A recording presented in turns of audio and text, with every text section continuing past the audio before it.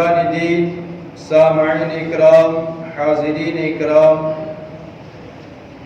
نوجوان عزیز دوستوں، بزرگوں، بھائیوں، انسان کو اللہ پاک جل شانہ نے بے پناہ صلاحیتوں سے نوازا ہے اور بڑی خصوصیتوں سے انسان کو آراستہ و پیراستہ کیا ہے۔ انسان کی زندگی اور موت وہ اٹل ہے، ایک مقررہ وقت ہے۔ جب دنیا میں آنے کا وقت ہو تو انسان پل بھر میں دنیا میں آ جاتا ہے، اور دنیا سے جانے کا وقت آ جائے تو انسان بغیر کچھ کہے رکے وہ یہاں سے نکل جاتا ہے۔ ساری بات کا خلاصہ یہ ہے کہ انسان کا یہاں آنا بھی اس کی مرضی نہ تھی، اور انسان کا یہاں سے جانا بھی انسان کی مرضی نہ ہوگی۔ بہرحال اس مختصر سے وقت میں انسان کو اللہ پاک نے بڑے عظیم کام عطا فرمائے ہیں، اور بہت سارے احکامات، بہت سارے فرائض اور بہت سارے انسان کی زندگی کے لیے انمول اللہ پاک کی طرف سے عطا کردہ کچھ احکامات ہیں۔ پچھلی جمعہ کچھ باتیں میں نے آپ کے سامنے عرض کی تھی، اسی بات کو تفصیل سے کھینچتے ہوئے آج ہمارے معاشرے میں، ہمارے سماج میں، ہمارے روزمرہ کی زندگی میں جو گناہ ہم سے سرزد ہوتا ہے، جس کو ہم گناہ ہی نہیں سمجھتے، بلکہ بعض لوگوں کا یہ خیال ہے کہ اس میں گناہ بھی نہیں ہوگا، چند باتیں میں آپ کے سامنے عرض کرنا چاہتا ہوں۔ ہر انسان کو اللہ پاک نے ایک مرد اور ایک عورت کے ذریعے سے دنیا میں آنے کا سبب بناتے ہیں، ذریعہ بنتے ہیں ماں باپ۔ کائنات کی کوئی مخلوق ایسی نہیں ہے جس کو اللہ پاک نے بغیر اسباب کے، مذکر اور مؤنث کے ملے ہوئے انسان دنیا میں نہیں آ سکتا۔ اس کے لیے اللہ پاک نے اسباب کا راستہ رکھے ہوئے ہیں، اور قرآن کریم کے اندر ایک آیت کریمہ ہے جس کا ترجمہ میں آپ کو بتاتا ہوں۔ اللہ فرماتے ہیں، میں نے انسانوں کو دو نسب عطا فرمائے ہیں، ایک نسب ددیال کا ہے، ننیال کا ہے۔ ماں باپ کی طرف سے ایک رشتہ بنتا ہے، دادا دادی کا اور نانا نانی کا ماں کی طرف سے، ایک خاندان ہو گیا۔ اور دوسرا فرماتے ہیں سسرالی رشتہ۔ اور یہ میں نے بول رہا ہوں، یہ تو قرآن بول رہا ہے، قرآن کریم کی آیت میں آپ کا ترجمہ بتا رہا ہوں۔ فرمایا کہ سب سے زیادہ آج ہمارے معاشرے میں اگر ڈھنڈولا جائے، دیکھا جائے تو کوئی نہ کوئی فرد ایسا ملے گا، اور بلکہ 10 گھروں میں سے کوئی نہ کوئی گھر ایسا آپ کو ملے گا جس کی اپنے رشتہ داروں سے انبن ہے۔ میں اس کی حقیقت کو آپ کو بتاؤں گا۔ ہم سمجھتے ہیں نماز پڑھنا بہت بڑا کام ہے، حج کرنا بڑا کام ہے، عمرہ کرنا بڑا کام ہے، صدقہ خیرات کرنا بڑا کام ہے۔ میں آپ کو کہتا ہوں، انہی کاموں میں سب سے بڑا کام یہ ہے کہ رشتہ داری کو نبھایا جائے، رشتہ داری کو بچایا جائے، رشتہ داری کو سنبھالا جائے۔ دنیا میں کوئی انسان ایسا نہیں ہے جو فرشتے کی طرح پاک و صاف و شفاف ہو۔ کل بنی آدم خطاؤن وخیر الخطائین التوابون۔ آدم کی جتنی نسل ہے وہ سب کے سب خطاکار ہیں۔ انسانی تقاضا یہی ہے کہ آپس میں نہ اتفاقیاں، الجھنیں، اختلافات یہ ہونا ہی ہے، لیکن اس کا مطلب یہ تو نہیں ہے کہ زندگی بھر کے لیے، مدتوں اور زمانے گزرنے کے تک کے لیے آپ ایک دوسرے کے چہرے کو نہ دیکھیں، ایک دوسرے سے بات چھوڑ دیں، ایک دوسرے کی طرف نظر محبت نہ کریں، پوچھا جائے. آج کل ایک فیشن بنا ہوا ہے خصوصاً نوجوانوں میں, وہ یہ کہ اپنے رشتہ دار مرے تو کوئی دکھ کی بات نہیں, اور دوستوں کے لیے تو دل و جان قربان ہے. اللہ کے نبی نے فرمایا تھا قیامت کے قریب زمانہ بھی وہ آئے گا, اولاد ماں باپ سے زیادہ اپنے دوست اور تعلقات والوں کے لیے جان چھڑکیں گے, ان کے لیے مر مٹنے کو تیار ہیں. افسوس اور افسوس. بہرحال میں آپ کو چند باتیں قرآن حدیث کی روشنی میں بتانا مناسب سمجھتا ہوں. سب سے پہلے پیارے آقا جناب محمد رسول اللہ صلی اللہ علیہ وسلم کی حدیث آپ کو بتاتا ہوں. پیارے آقا صلی اللہ علیہ وسلم نے فرمایا, جو آدمی, جو مومن مسلمان, جو میرا امتی کسی مسلمان بھائی سے, مسلمان سگے بھائی سے نہیں, مسلمان بھائی سے, کلمہ پڑھنے والے سے, ایمان والے سے, مسلمان سے 3 دن تک اگر وہ ناراض رہتا ہے, 3 دن کے لیے اگر وہ بات کو بند کرتا ہے, اللہ فرماتے ہیں فرشتوں کو, فرشتوں اس کا نامہ اعمال بند کر دو, اس کی نیکیاں قبول نہ کرو. سجدے کس کام کے, روزے کس کام کے, حج کس کام کے لیے؟ بس ساری زندگی مر رہے کس کے لیے؟ جنت کے لیے. نماز پڑھ رہے کس کے لیے؟ جنت کے لیے. روزہ رکھ رہے کس کے لیے؟ جنت کے لیے. نیکیاں کر رہے کس کے لیے؟ جنت کے لیے, اعمال کے لیے, آخرت سنوارنے کے لیے. اور بعض ایسے سوراخ ہیں ہماری زندگیوں میں, سوراخ سے مطلب میں یہ باتیں بتا رہا ہوں, ایسی چیزیں ہماری زندگیوں کے اندر ہیں جو سارے عمل کو غارت کرنے کے لیے کافی ہیں. اللہ کے نبی نے فرمایا عام مسلمان, کلمے والا مسلمان, اس سے ناراض اگر 3 دن رہتے ہو تو پھر 3 دن کے اندر آپ نے ایک دوسرے سے محبت سے بات نہ کر لی, صلح نہ کر لی, تو یاد رکھنا اللہ کے دربار میں عمل ہمارے کوئی قبول نہیں ہوں گے.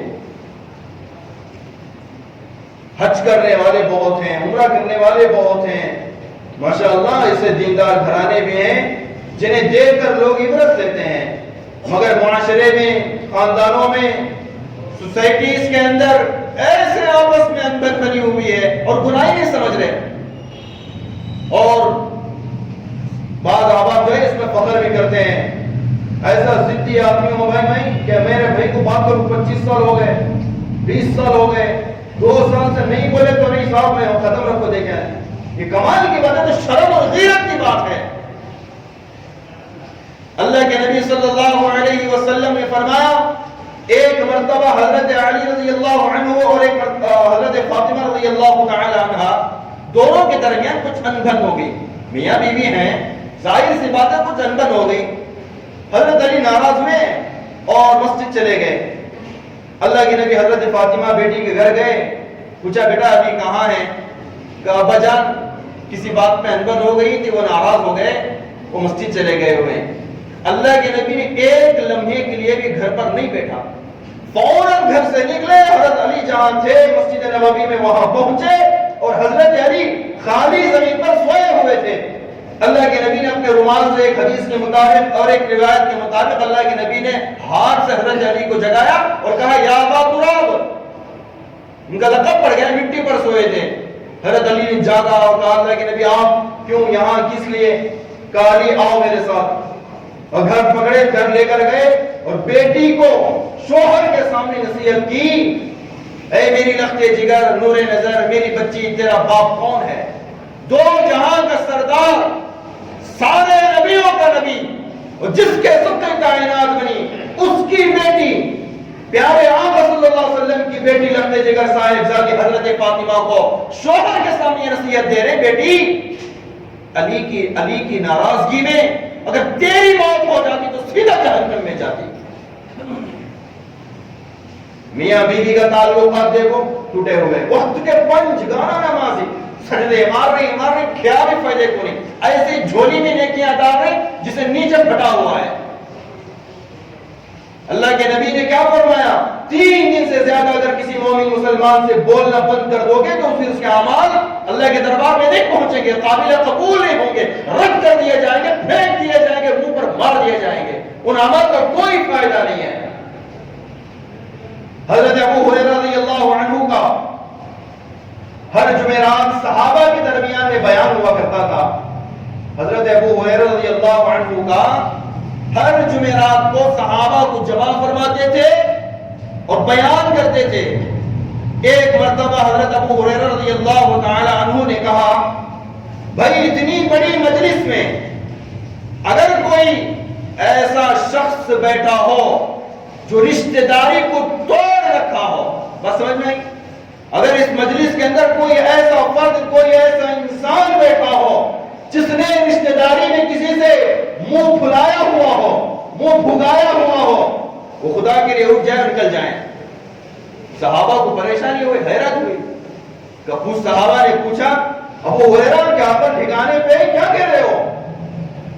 کہا پیارے آقا صلی اللہ علیہ وسلم نے فرمایا تھا، جس مجلس کے اندر رشتے ناتوں کو توڑنے والا بیٹھا ہوا ہوتا ہے اس مجلس پر اللہ کی رحمت نہیں ہوتی۔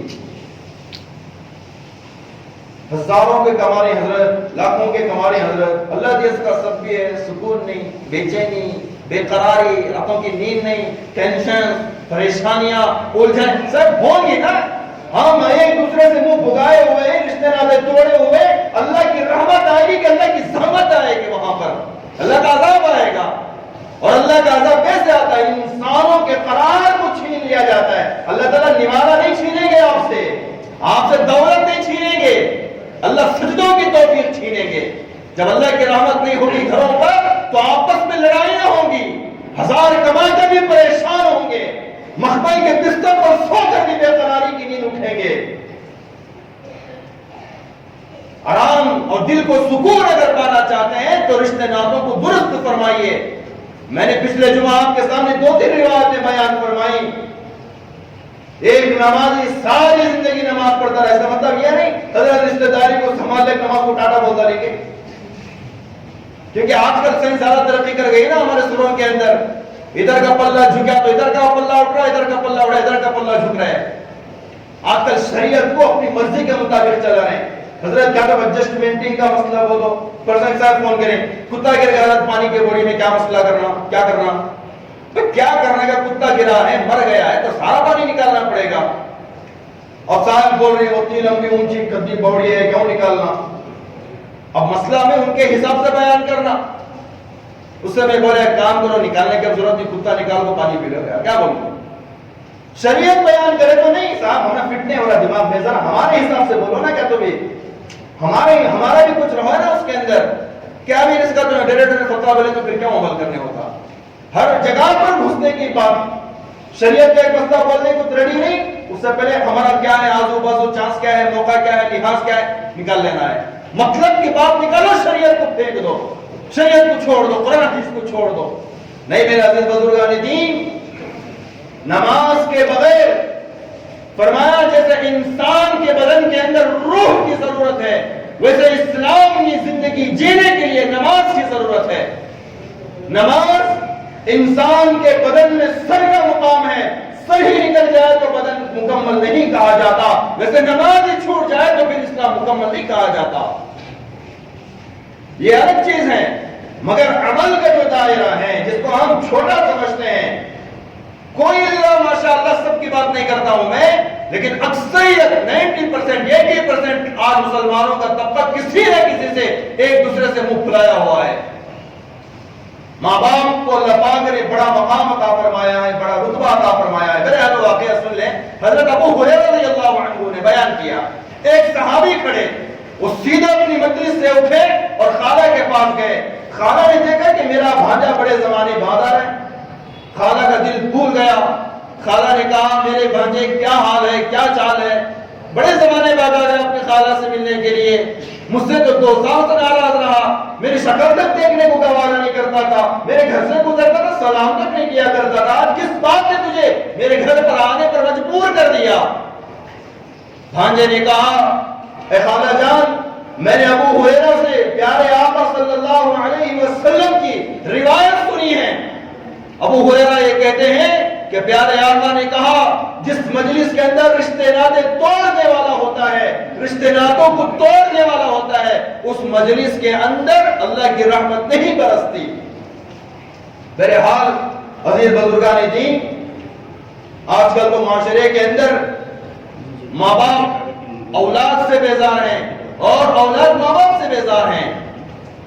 اکثر دیکھنے کو یہ بھی ملا ہے کہ ماں باپ کی اولاد سے بات چیت بند ہے اور اولاد ماں باپ کو بات کرنے کو تیار نہیں ہے۔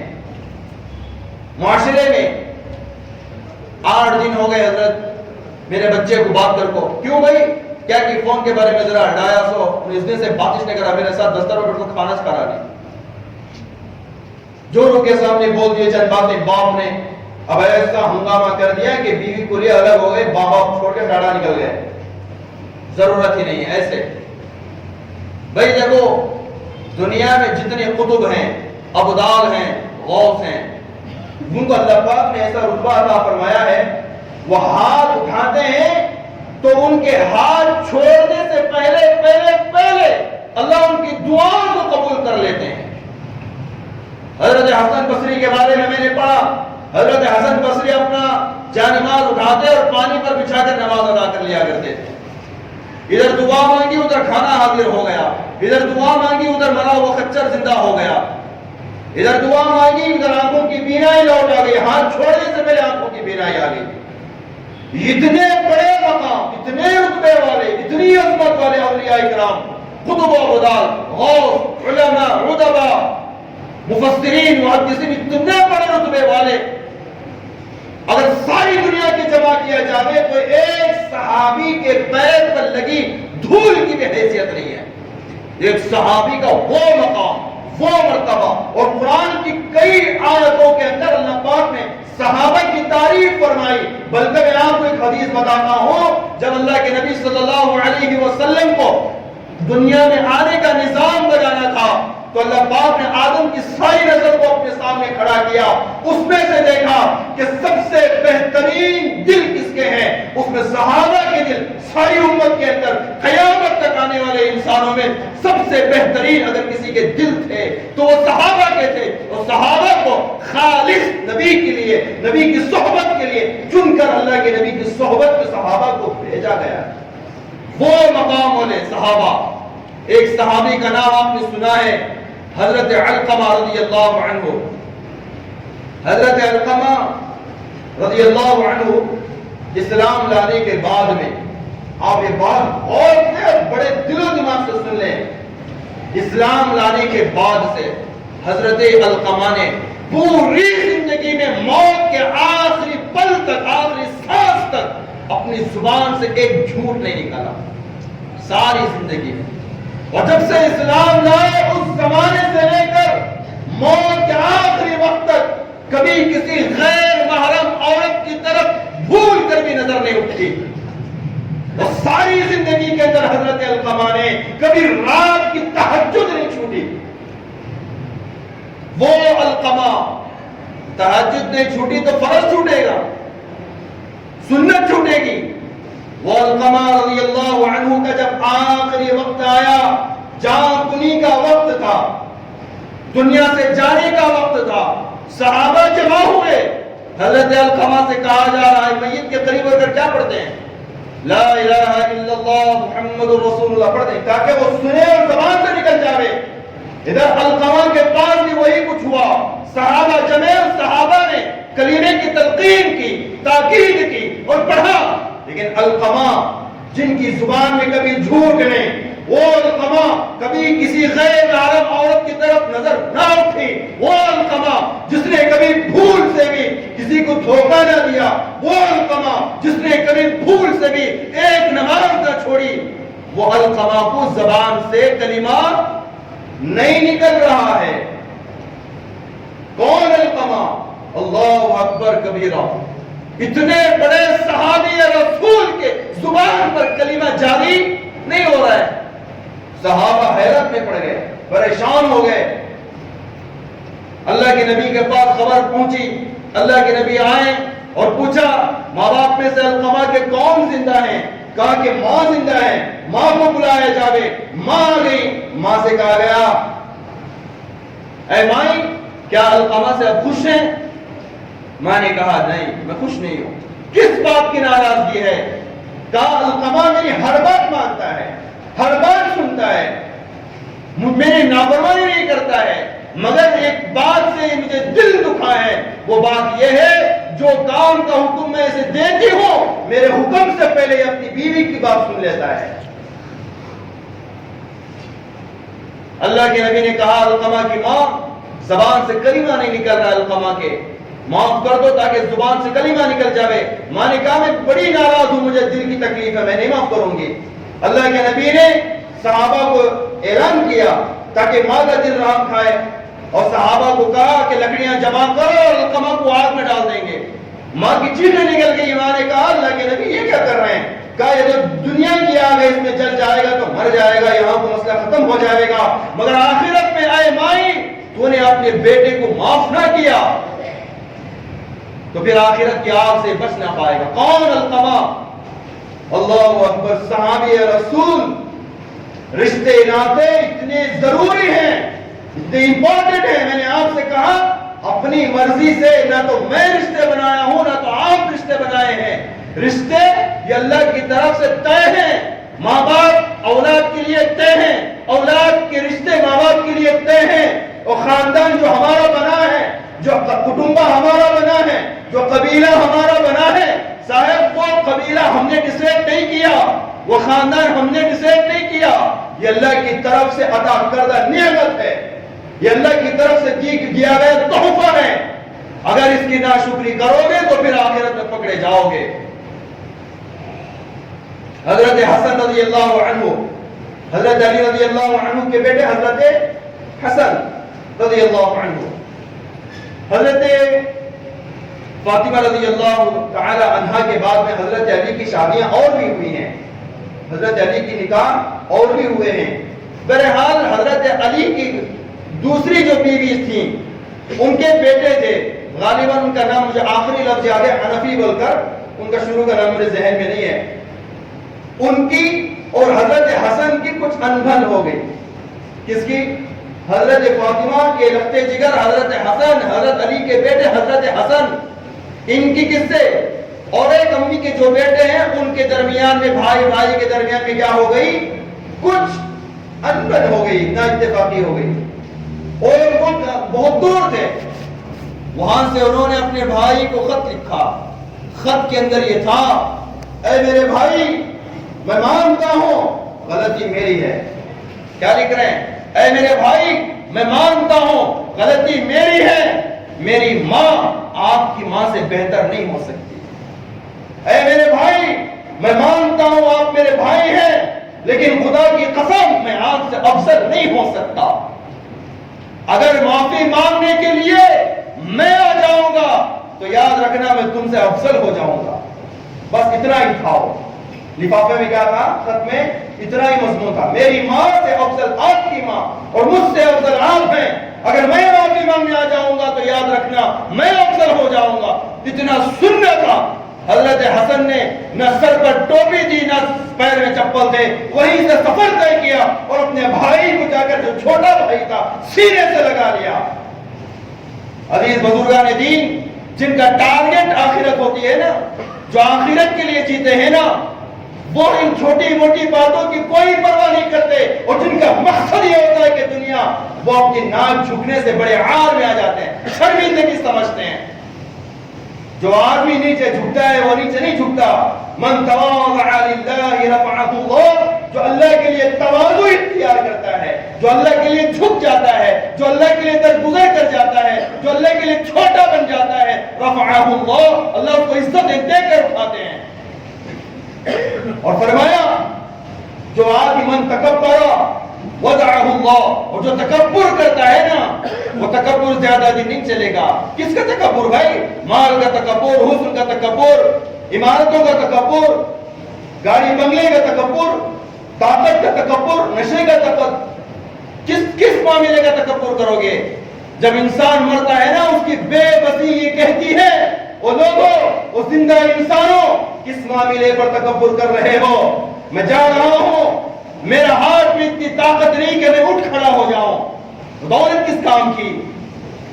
مرنے سے پہلے دلوں کو صاف کرو، دلوں کو پاک کرو۔ جس دل کے اندر کسی رشتہ دار کی نفرت لے کر مرو گے تو پھر عمل بھی قبول نہیں ہوگا، جنت بھی نہیں دی جائے گی۔ میں نہیں کہہ رہا ہوں، اللہ کے نبی صلی اللہ علیہ وسلم نے فرمایا، اللہ کے نبی نے فرمایا، حدیث کے الفاظ میرے ذہن سے نکل گئے، جو آدمی مصرائی بھول گیا میں، پیارے آقا صلی اللہ علیہ وسلم کے پاس ایک صحابی آئے، اگر انہوں نے کہا اللہ کے نبی میرے اور میرے بھائی کے درمیان میں کچھ انبن ہو گئی ہے۔ ایک صحابی اللہ کے نبی کے پاس آئے، انہوں نے کہا اللہ کے نبی میرے اور میرے بھائی کی کچھ انبن ہو گئی ہے، معاملات کو لے کر نفرتیں آ گئی ہیں، اچھا معافی تلافی کر لو۔ اللہ کے نبی سے وہ صحابی کہنے لگے اللہ کے نبی میں میرے بھائی کے پاس کئی دفعہ جا چکا ہوں، معافی پر معافی مانگتا ہوں، سینے سے لگانے کی کوشش کرتا ہوں، ہاتھ پکڑنے کی کوشش کرتا ہوں، کئی دفعہ بارہا میں نے معافی مانگ لی، لیکن میرا بھائی اپنی ضد پر اڑا ہوا ہے، وہ مجھے معاف کرنے کو ریڈی تیار نہیں ہے۔ اللہ کے نبی کا جملہ سنو، اللہ کے نبی نے فرمایا تم اپنی جنت خرید رہے ہو، تم جب بھی معافی مانگنے جاؤ گے تم جنت کا سودا کر رہے ہو، تم جنت خرید کر آ رہے ہو، جنت میں پلاٹ لے کر آ رہے ہو، جنت کی زمین خرید کر آ رہے ہو، اور تمہارا بھائی تمہیں راند کر، تمہیں دھکا دے کر وہ روزانہ جہنم خرید رہا ہے۔ معافی مانگنے والا بھی افضل ہے، معاف کر دینے والا بھی افضل ہے۔ ساری بات کا خلاصہ میں دو باتوں میں آپ کو کہتا ہوں۔ پیارے آقا نے فرمایا جس نے رشتے ناتوں کو توڑا اس کی دعائیں قبول نہیں ہوں گی، جس نے بات چیت چھوڑا اس کے سجدوں کی اسے ثواب اس کو نہیں ملے گا، اس کا صدقہ خیرات عطیہ زکات جو کچھ بھی ہوگا اس کے منہ پر مار دیا جائے گا۔ میں آپ کو ایک بات بتایا تھا، ایک ہے حقوق اللہ، یا علماء ہیں، ایسا نہیں کہ میں بول رہا ہوں ہر بات قرآن حدیث سے آپ کو سمجھانے کی کوشش کر رہا ہوں۔ فرمایا حقوق اللہ ایک چیز ہے، حقوق العباد ایک چیز ہے۔ حقوق اللہ نماز، روزہ، تلاوت، صدقہ، خیرات، عطیہ جات، زکات، فدیہ، جو کچھ بھی جمع کیا جاتا ہے وہ حقوق اللہ، وہ اللہ کا حق ہے، اور حقوق العباد وہ بندوں کا حق ہے، اور بندوں کے اندر ماں باپ شامل ہیں، بھائی بہن شامل ہیں، رشتہ دار شامل ہیں، خالہ چچا شامل ہیں، پھپھو بھانجی شامل ہیں، بھتیجی شامل ہیں۔ ان کا بھی حق وہی ہے جو ماں باپ کا حق ہے۔ ہم اکثر نوجوان یہ سوچتے ہیں کہ ماں باپ کی خوب فرما برداری کی جائے، ماں باپ کو ستایا نہ جائے، ماں باپ کا دل دکھایا نہ جائے، ماں باپ کو دکھ نہ دیا جائے۔ فرمایا ماں باپ کے بعد سب سے بڑا مقام اگر کسی کا ہے تو وہ بھائی اور بہنوں کا ہے۔ ماں باپ رہے تک اچھے رہتے ہیں، ماں باپ کا سہارا دنیا سے اٹھتے ہی آپس میں اجنبی رشتے بن کر جی رہے ہیں، 20-25 سال سے آپس میں پال چھوڑے ہوئے، ایک دوسرے کی صورت کو دیکھنا گوارا نہیں کر رہے۔ کیا فائدہ نماز پڑھنے کا؟ کیا فائدہ شریعت پر چلنے کا؟ کیا لوگوں کو دھوکہ دے رہے؟ کیا اللہ کو اس کا پتہ نہیں ہے؟ اللہ کو اس کا علم نہیں ہے؟ بعض دیندار گھرانوں کے اندر بھی یہ چیز رائج ہے، بعض اچھے خاصے دکھنے والے باشرا انسان کے اندر بھی یہ خطا موجود ہے۔ میں آپ کو پہلے ہی بتا دیا آدم کی کوئی نسل پاک نہیں ہے، ہر آدم کی نسل خطا کار ہے۔ انسان کی فطرت ہے غلطی کرنا، انسان کی فطرت ہے گناہ کا ہونا، انسان کی فطرت ہے نفرت کا کرنا، مگر اس کا مطلب یہ تو نہیں ہے کہ مدتوں تک اس کو دلوں کے اندر دفن کیا جائے اور مر رہے تو رشتے ناتوں کی نفرتوں کو دل میں لے کر مر رہے ہیں۔ کیا اللہ کو جواب دیں گے؟ رشتہ داری یہ میری آپ کی نہیں ہے، رشتہ داری کو اللہ پاک نے بنایا ہے، اس کو سنبھالنا، اس کو مل کر ملنساری کے ساتھ میں حق ادا کرنا یہ ہمارا فرض ہے، یہ ہم پر ضروری ہے۔ پیارے آقا صلی اللہ علیہ وسلم نے فرمایا اگر کوئی یہ چاہتا ہے، اگر کوئی یہ چاہتا ہے اس کی عمر دراز ہو، وہ لمبے زمانے تک جیے، وہ زمانے بھر تک جیے، یا اس کے جو نیک خواہشات دل کے اندر ہیں وہ پورے ہو جاویں، تو تو رشتے ناتوں کو اچھی طرح رکھو، رشتے ناتوں کی کڑواہٹ کو نکال دو، رشتے ناتوں کی نفرت کو کاٹ دو، رشتے داروں کے ساتھ اچھے رہو، تمہاری عمر بھی دراز ہوگی، نیک خواہشات بھی اللہ مرنے سے پہلے پورا فرما دیں گے۔ اور فرمایا جس انسان کے دل میں یہ چاہت ہو میرے گھر کے اندر کبھی غریبی نہ آوے، جس انسان کی یہ تمنا ہو میرا گھر ہمیشہ رزق میں رہے، میرے گھر کے اندر خوب فراوانی رہے، میری اولاد میں خوب فراوانی رہے، تو یاد رکھو رشتہ داروں کے ساتھ اچھا سلوک کرو، رشتہ داروں کے ساتھ ہمدردی سے پیش آؤ، رشتہ داروں کی نفرتوں کو دلوں سے نکالو۔ اللہ فرماتا، اللہ کے نبی نے فرمایا اس کے رزق میں بھی برکت ہوگی، اس کی عمر میں بھی برکت ہوگی، اس کی اولاد میں بھی برکت ہوگی۔ میرے عزیز بزرگوں، ساری بات کا خلاصہ یہ ہے، رشتہ داری ایک اللہ کی طرف سے ایک انمول تحفہ ہے، انمول تحفہ ہے۔ بھائی جانوروں کی طرح جینا یہ ہماری فطرت نہیں ہے کہ میرے عزیز بزرگوں ہم انسان ہیں۔ میری بات کڑوی لگ رہی تو مجھے معاف کیجئے گا، جانور جو ہے نا ان کے پاس ماموں چچا خالہ ماں چچا وغیرہ وغیرہ جو کچھ خاندان ہے اس کا کوئی ویلیو کس کے پاس نہیں ہے؟ جانوروں کے پاس نہیں ہے۔ لیکن کتنی بری بات ہے انسان ہوتے ہوئے بھی اگر وہ ویلیو نہ رکھا جائے، جانوروں سے بدتر ہیں ہم لوگ۔ میرے عزیز بزرگوں، رشتہ داری انسانوں کے لیے اللہ پاک کی طرف سے فکس ہے، طے ہے، اس کی قدر کریں، عزت دیں، معاف کریں، درگزر کریں۔ اللہ کے نبی صلی اللہ علیہ وسلم کی ایک روایت میں آپ کو بتا کر اپنی بات کو ختم کرتا ہوں۔ پیارے آقا نے فرمایا رشتہ داری نبھانے والا وہ شخص نہیں ہے، ہمارا الٹا مزاج ہے، آپ کو بتاتا ہوں، رشتہ داری نبھانے والا وہ شخص نہیں ہے کیا سامنے والے اچھا کرے تو ہمیں بھی اچھا کر دو، سامنے والا برا کرا تو ہم بھی برا کریں گے۔ پیارے آقا نے فرمایا نہیں، یہ رشتہ داری نبھانے کا طریقہ نہیں ہے۔